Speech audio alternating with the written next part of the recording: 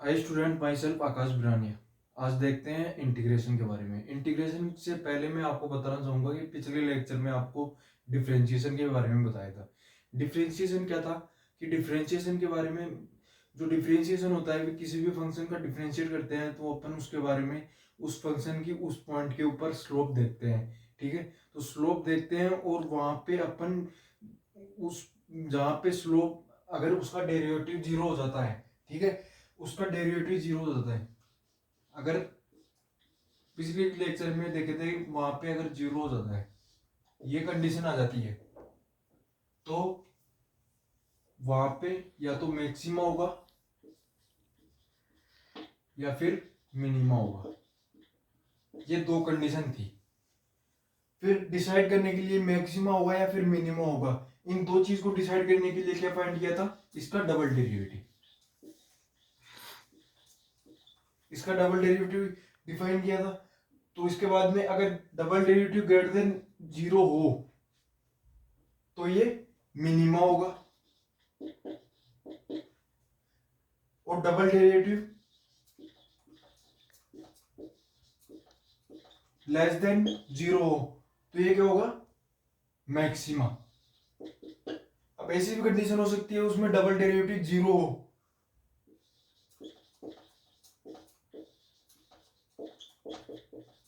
तो ये ना तो मैक्सिमा होगा ना मिनिमा होगा।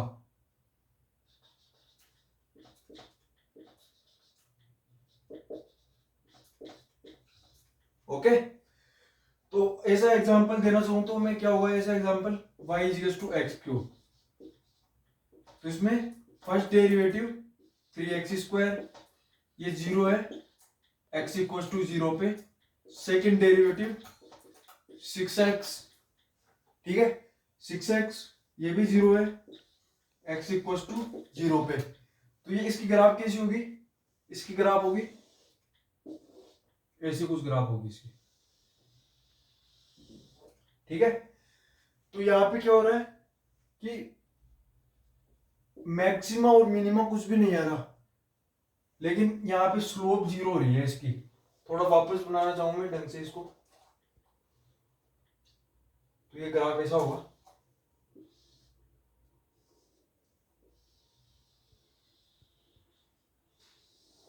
तो इस पे जो x इक्वल टू जीरो पे जो स्लोप होगी ना, तो वो यहाँ पे जीरो स्लोप, मतलब उसका जो एंगल होगा ना स्लोप का, वो जीरो होगा। ठीक है, तो यहाँ पे ना तो मैक्सिमा होगा ना मिनिमा होगा। ठीक है, इस कंडीशन पे अब देखेंगे इंटीग्रेशन। अब इंटीग्रेशन में क्या होगा कि इंटीग्रेशन डिफरेंशिएशन का रिवर्स पार्ट होता है, बिल्कुल रिवर्स पार्ट। ठीक है, तो इसके बारे में बात करते हैं।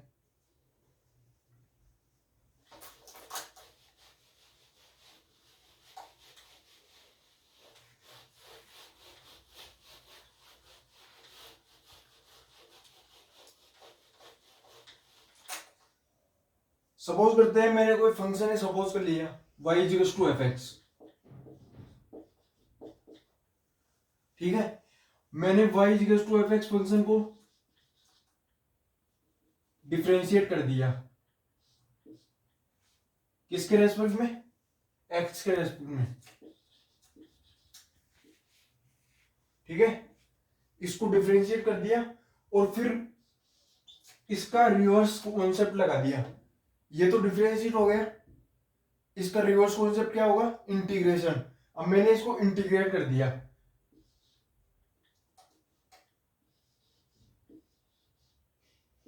ये इंटीग्रेशन कर दिया इसका।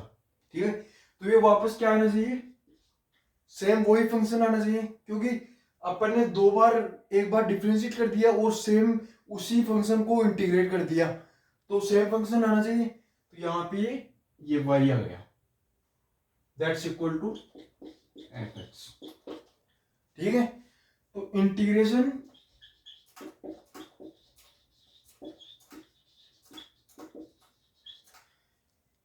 इज रिवर्स प्रोसेस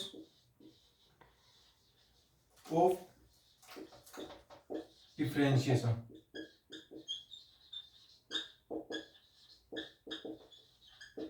ठीक है, ये बिल्कुल रिवर्स प्रोसेस है। जैसे 2x का डिफरेंशिएशन कर दिया और फिर वापस उसी को जो आया उसी को इंटीग्रेट कर दिया, तो वो वापस 2x आ जाएगा, एक कांस्टेंट और ऐड हो जाएगा इसके अंदर। ठीक है, ये देखेंगे कांस्टेंट क्यों ऐड हो रहा है इसके अंदर, जो कांस्टेंट ऐड हो रहा है उसका क्या कॉन्सेप्ट है ये देखेंगे अभी। ठीक है,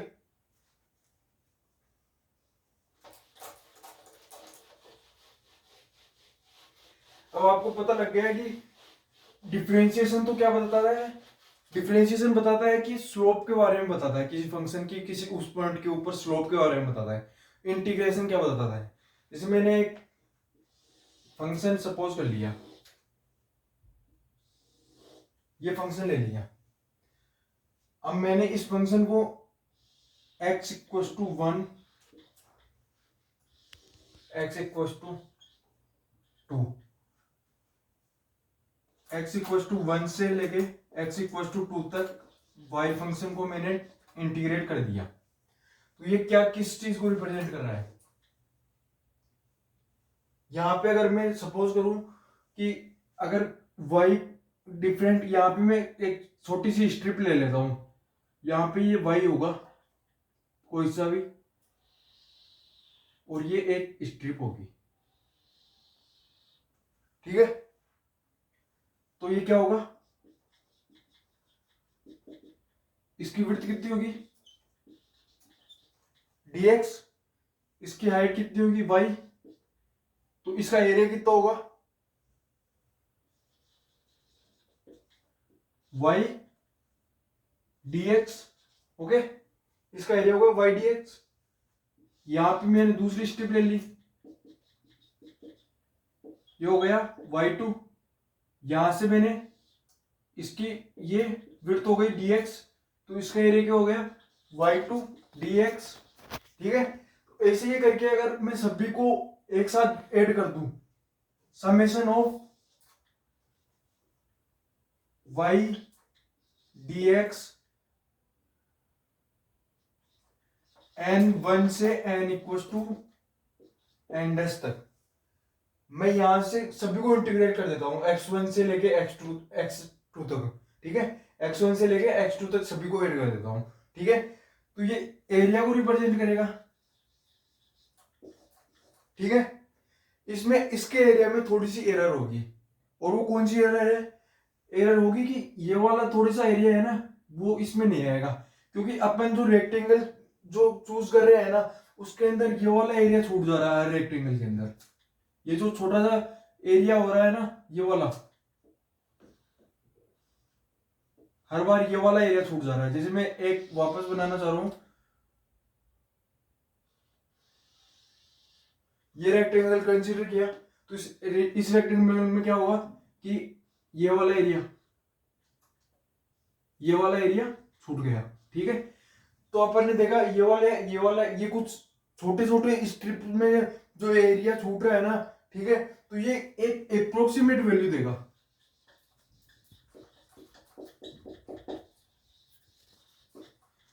इस रिलेशन से क्या होगा, इसकी अप्रोक्सीमेट वैल्यू मिलेगी अपन को। ठीक है, तो अगर मैं इस चीज को, अगर इस एडिशन को इसके साथ कंपेयर करूं तो वो जो सेम चीज दिख रही है, addition of y dx, addition of y dx मतलब y और dx से प्रोडक्ट का एडिशन, वही इंटीग्रेशन बता रहा है।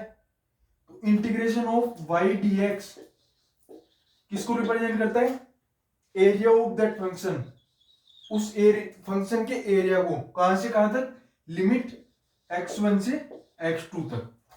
ठीक है, तो इसको ये रिप्रेजेंट करता है। तो यहां पे अपन देख रहे हैं कि y, इसकी वैल्यूज को अपन लिमिट देंगे और लिमिट देने के बाद में जो होगा वो एरिया को रिप्रेजेंट करेगा।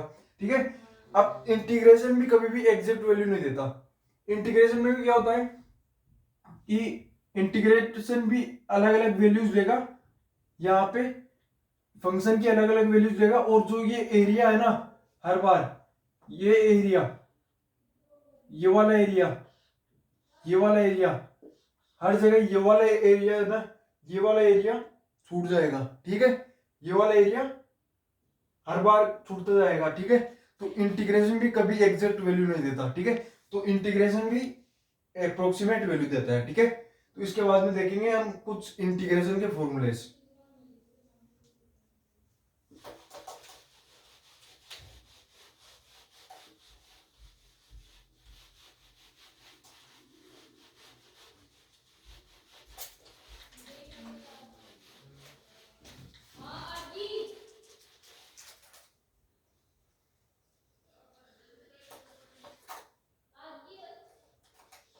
फॉर्मूलेस की बात करूं तो फर्स्ट फॉर्मूला, अगर इंटीग्रेशन ऑफ एक्स की पावर एन डीएक्स, ये क्या होगा,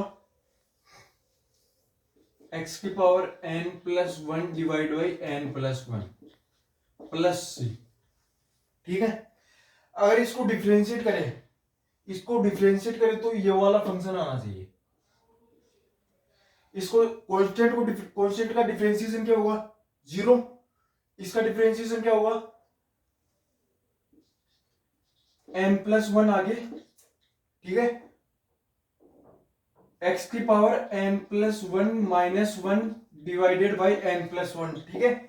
तो ये इससे कैंसिल आउट हो जाएगा और यहाँ पे एक्स की पावर एन, ठीक है, सेम आ रहा है, तो ये सही है बिल्कुल, ठीक है। दूसरा रिलेशन, ई की पावर एक्स का इंटीग्रेशन। अगर मैं देखूं ई की पावर एक्स का डिफरेंशिएशन क्या होता है, ई की पावर एक्स का डिफरेंशिएशन क्या होता है,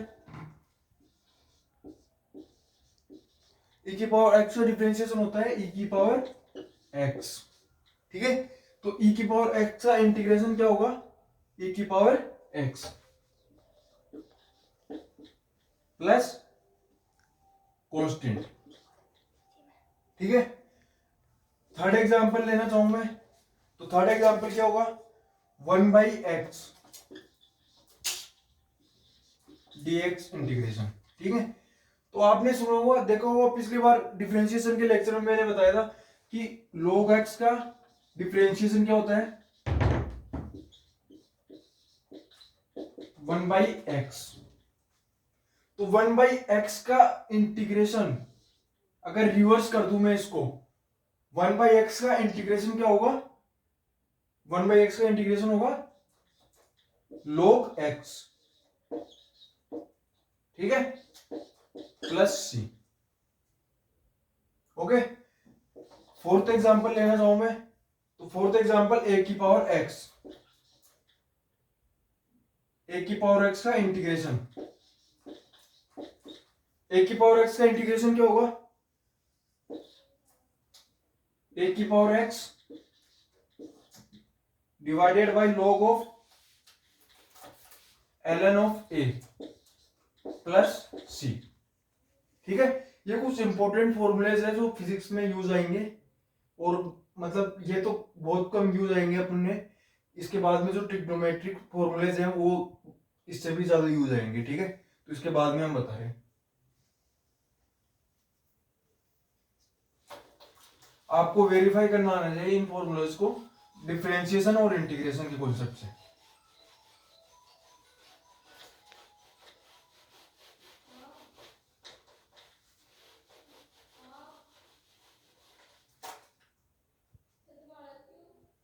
integration of sine x with respect to dx.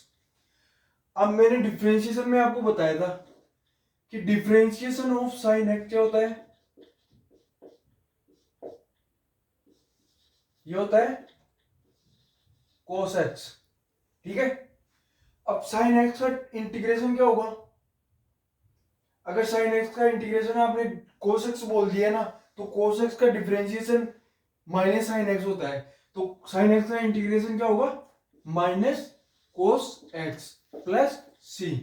तो इसका इंटीग्रेशन जैसे ही आप इसका डिफरेंशिएशन करोगे तो क्या होगा, cos x का डिफरेंशिएशन माइनस साइन एक्स और एक माइनस लग के क्या आ जाएगा, पॉजिटिव साइन एक्स, ठीक है। इंटीग्रेशन ऑफ cos x, अब cos x का इंटीग्रेशन करना है, अगर मैं sin x लिख दूं तो sin x का डिफरेंशिएशन क्या होगा, cos x, ठीक है। तो ये सीधा sin x, प्लस सी। ठीक है, इसके बाद में देखते हैं integration of sec square x. अब टेन एक्स का डिफरेंशिएशन क्या था, टेन एक्स का डिफरेंशिएशन था सेक स्क्वायर एक्स। तो सेक स्क्वायर एक्स का इंटीग्रेशन क्या होगा, उल्टा कर दे तो टेन एक्स। ठीक है, तो टेन एक्स प्लस सी। अब इसके बाद में बात करें कोजेक एक्स कोट एक्स, इसका होगा minus Kozak x plus c. ठीक है, वैसे ही रिवर्स कॉन्सेप्ट यूज करना है कि जिस चीज का एक का डिफरेंशिएशन बी हो तो बी का इंटीग्रेशन ए होगा। ये रिवर्स कॉन्सेप्ट यूज करना है सभी फॉर्मूलेज में। ठीक है, integration of sec x tan x, याद आएगा सेक एक्स। ठीक है, integration of cosec square x, याद आएगा माइनस कोट एक्स। ठीक है, ये सब कुछ फॉर्मूलेज हैं, ये आपको लर्न करने होंगे। ठीक है, इसके बाद में बताऊंगा कुछ जो इंटीग्रेशन की टेक्निक यूज होती है उनके बारे में बताऊंगा। ठीक है, जैसे by part, integration by part, integration by fraction, और इंटीग्रेशन बाय सब्स्टिट्यूशन, और इंटीग्रेशन बाय डेफिनेट इंटीग्रल्स। ठीक है, इनके बारे में मैं बात करूंगा। ठीक है,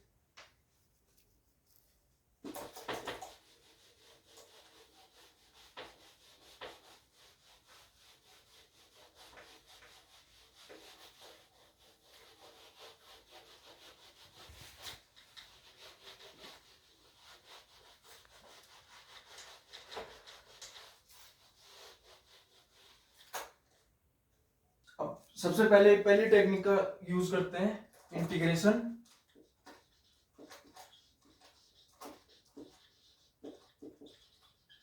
बाय पार्ट। ठीक है, अभी तो देख लिया कि सिंपल फंक्शन आ रहे हैं, मतलब कोई भी फंक्शन आ रहा है, मतलब कि एक्स आ गया, एक्स स्क्वायर आ गया, साइन एक्स आ गया, टेन एक्स आ गया, और ये सब कुछ सिंपल फंक्शन आ रहे हैं।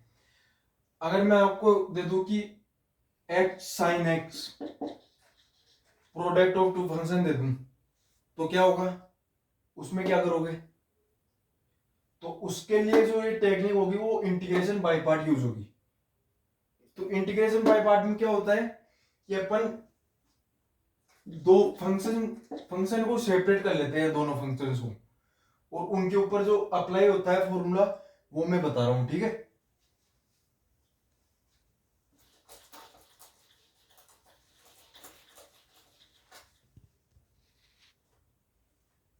जैसे integration of a b with respect to d x, ये दो फंक्शन है, ये फर्स्ट फंक्शन, ये सेकंड फंक्शन।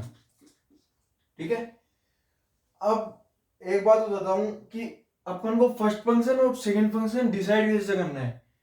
तो उसके लिए एक कॉन्सेप्ट होता है कि एक आइलेट, एक रूल याद रखना है, आइलेट। ठीक है, तो ये क्या है, ये सब कुछ इनका क्या यूज है,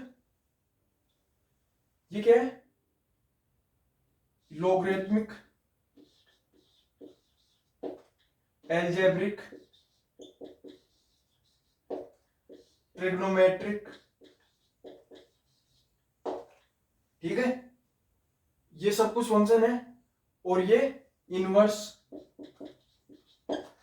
तो सबसे पहले जो भी फंक्शन आए, अगर इनवर्स फंक्शन आ रहा है आपके दोनों फंक्शंस में से, तो इनवर्स फंक्शन आ रहा है तो उसको फर्स्ट फंक्शन लेके चलना है, या फिर उसके बाद में अगर लॉग फंक्शन आ रहा है तो लॉगरिथमिक फंक्शन आ रहा है ना, तो लॉगरिथमिक फंक्शन को फर्स्ट फंक्शन लेके चलना है। अगर उसके बाद में एल्जेब्रिक फंक्शन आ रहा है ना, तो एल्जेब्रिक फंक्शन को फर्स्ट फंक्शन लेके चलना है। उसके बाद में ट्रिग्नोमेट्रिक फंक्शन, उसके बाद में एक्सपोनेंशियल फंक्शन। ठीक है, ये सब कुछ ये फर्स्ट फंक्शन और सेकंड फंक्शन को डिसाइड करने वाला कॉन्सेप्ट है। ठीक है, तो उसके बाद में अगर इसका फॉर्मूला होगा तो क्या उसका फॉर्मूला होगा, a integration of b with respect to d x minus integration of d integration of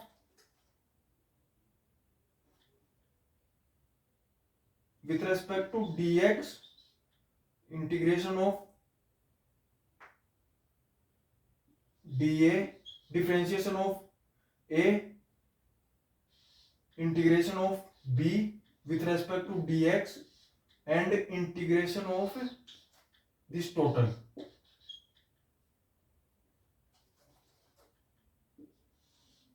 ठीक है, तो मतलब इस टोटल का इंटीग्रेशन, इसके बाद में टोटल का इंटीग्रेशन, पहले तो इस छोटे से पार्ट का इंटीग्रेशन करेंगे, उसके बाद में इसका डिफरेंशिएशन और उसके बाद में टोटल पूरे का इंटीग्रेशन। ठीक है, तो ये बाई पार्ट टेक्निक है।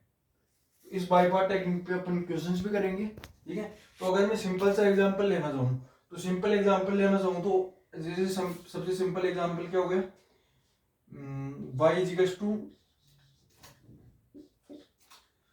x e की पावर x। अगर मैं इसको इंटीग्रेट करना चाहूँ तो सबसे पहले क्या बोल रखा है, ILATE rule. ILATE rule use करना है अपन को। तो आइलेट से डिसाइड करना है कि पहला फर्स्ट फंक्शन कौन सा होगा और सेकंड फंक्शन कौन सा होगा।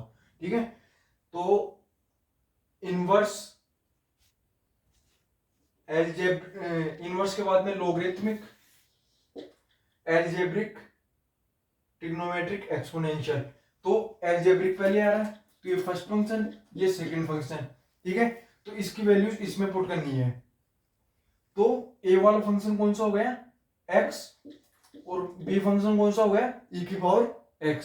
ठीक है, तो x इंटीग्रेशन ऑफ e की power x dx minus differentiation of first function, differentiation of x with respect to dx integration of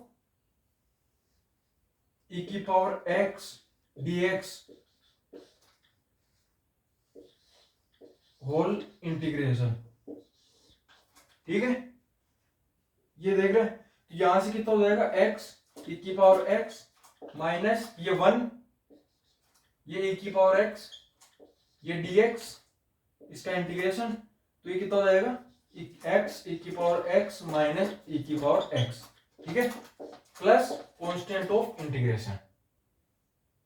ठीक है, तो ये सब कुछ आप है ना कुछ स्टैंडर्ड फॉर्मूले जैसे x e की पावर x, जैसे ln of x, in standard जो टर्म्स है ना, इनके इंटीग्रेशन आप याद भी रख सकते हो डायरेक्ट यूज के लिए। ठीक है, तो ये इसका कॉन्सेप्ट हो गया। इसका एक एग्जांपल और लेना चाहूंगा मैं। ठीक है,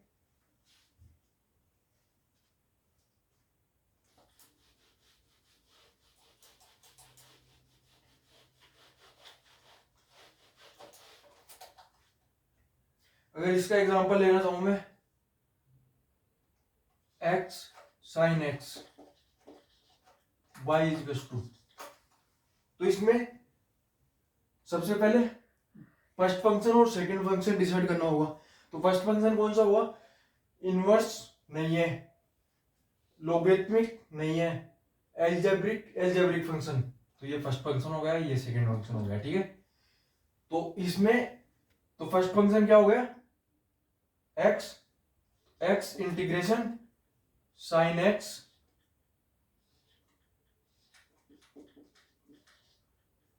with respect to x minus integration of differentiation of first function का डिफरेंशिएशन,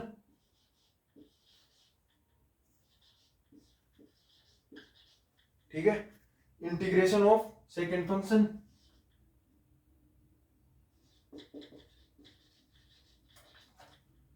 होल इंटीग्रेशन। ठीक है, तो ये सिंपल सॉल्व हो जाएगा, इसका इंटीग्रेशन हो जाएगा, इसका डिफरेंशिएशन 1 हो जाएगा और इसका इंटीग्रेशन हो जाएगा। ठीक है, ये सिंपल सा कॉन्सेप्ट हो गया। इसके बाद में अपन टेक्निक यूज करेंगे, टेक्निक देखेंगे सब इंटीग्रेशन बाय सब्स्टिट्यूशन। ठीक है,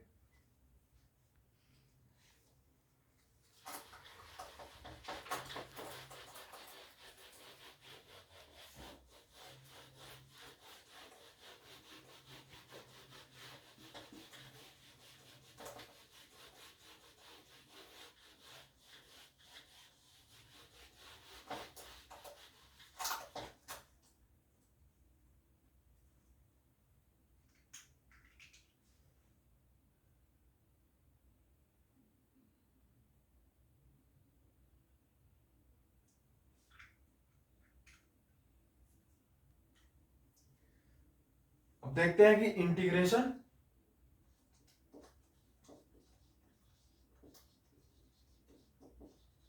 bye substitution.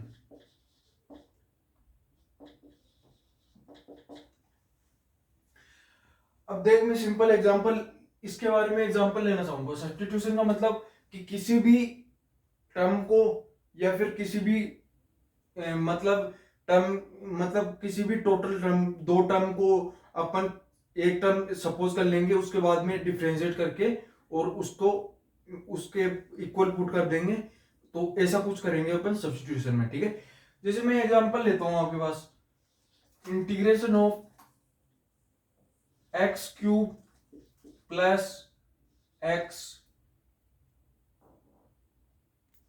3x square plus 1। ठीक है, तो इसमें क्या हो रहा है, आप ऑब्जर्व करो कि अगर मैं इसको के ले लेता हूं तो क्या हुआ, मैंने सब्स्टिट्यूट कर दिया। क्या सब्स्टिट्यूट कर दिया, एक्स क्यूब प्लस एक्स को मैंने के सब्स्टिट्यूट कर दिया, तो यहां से क्या हुआ 3x स्क्वायर प्लस 1, ये किसके आ गया, डीके के इक्वल आ गया। ठीक है, तो यहां से क्या हो गया, इसकी वैल्यू किसके इक्वल आ गई, डीके के इक्वल आ गई। ठीक है, तो यहां पे क्या करेंगे अपन, न्यूमरेटर ऊपर की तरफ कौन सा 3x स्क्वायर प्लस 1 है, तो 3x स्क्वायर प्लस 1 की जगह क्या यूज करेंगे, डीके,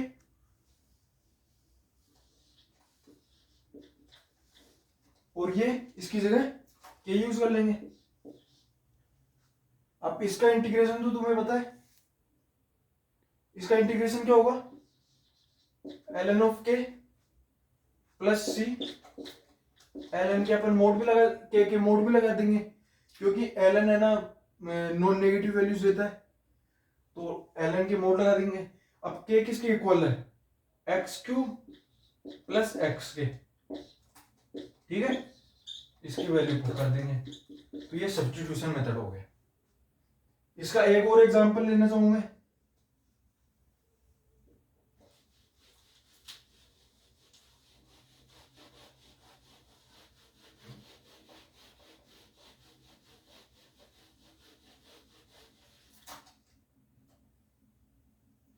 एक और एग्जांपल देखो, इंटीग्रेशन ऑफ एक्स की power 4 plus x square plus x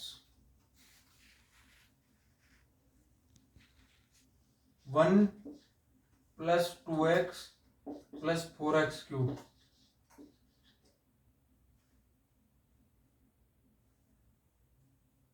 ठीक है, तो इसके बारे में देखते हैं इंटीग्रेशन dx के रेस्पेक्ट में।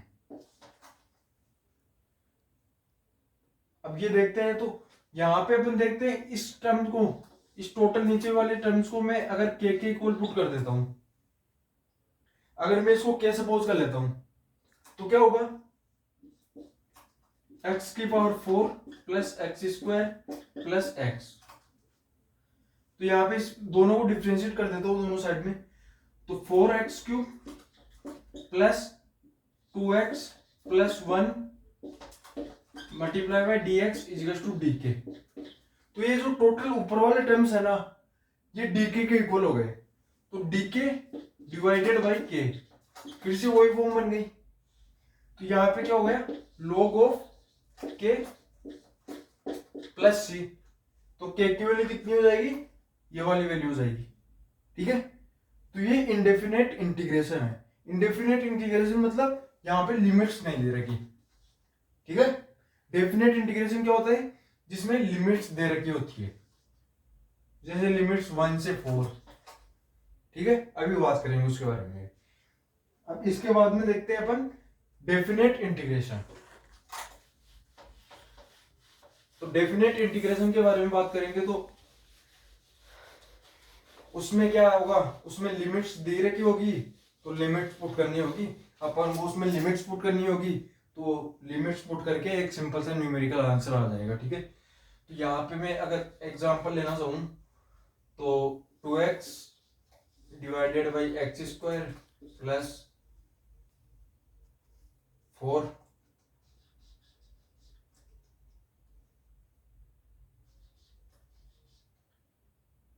ठीक है, अगर मैंने limits they the 0 to 4।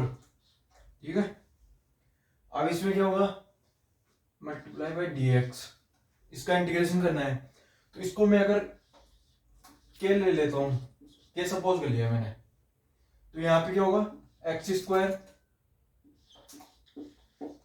Plus 4 equals to k, 2x square dx plus 0 equals to dk। ठीक है, तो यहां से 2x स्क्वायर dx यहां से लूंगा तो 2 रह जाएगा और 2 dk divided by k। Okay, का इंटीग्रेशन 0 से 4। तो यहां से कितना हो जाएगा, 2 ln of k limits 0 to 4। ठीक है, अब लिमिट्स अगर मैं 1 से 4 लेता हूं, 0 से 4 नहीं, क्योंकि ln ऑफ 0 डिफाइन नहीं होगा।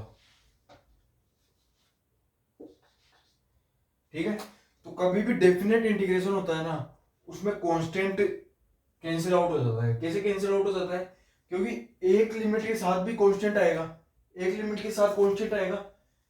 जैसे इस लिमिट के साथ कांस्टेंट आएगा, जैसे 4 है तो 2 ln ऑफ 4 प्लस c। ठीक है, इसके बाद में 1 पुट करेंगे, 2 ln ऑफ 1 प्लस c। तो इसमें से इसको जैसे ही माइनस करेंगे तो ये कैंसिल आउट हो गया। और डेफिनेट इंटीग्रल में कभी भी कांस्टेंट नहीं आएगा। ठीक है, तो इसके बाद में पुट करेंगे अपन values, ln of 4 minus ln of 1, ln of 1 is 0, तो यहां से 2 ln ऑफ 2। ठीक है, ये सिंपल सा कॉन्सेप्ट हो गया। तो इंटीग्रेशन में क्या करना है कि इंटीग्रेशन में ये डिफरेंशिएशन का बिल्कुल रिवर्स पार्ट होता है, और इंटीग्रेशन क्या बताता है, एरिया बताता है एक कर्व का। तो जैसे अपन जो अपने फिजिक्स में यूज आएंगे, तो मैं कुछ ग्राफ्स के बारे में आपको बताना चाहूंगा। ठीक है,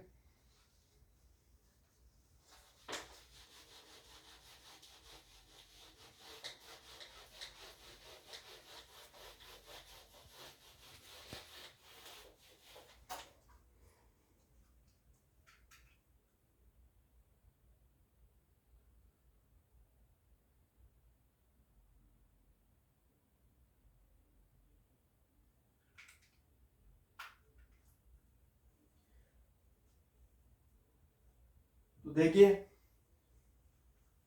फिजिक्स में यूज होता है, जैसे डिस्टेंस क्या होता है, integration of velocity with respect to time. तो अगर मैं वेलोसिटी और टाइम की ग्राफ बना लूं, ये वेलोसिटी और टाइम की ग्राफ है। स्टार्टिंग में पार्टिकल यहां से यहां तक गया और एकदम से यहां पे वेलोसिटी, और ये ऐसे कुछ सपोज कर लेते हैं,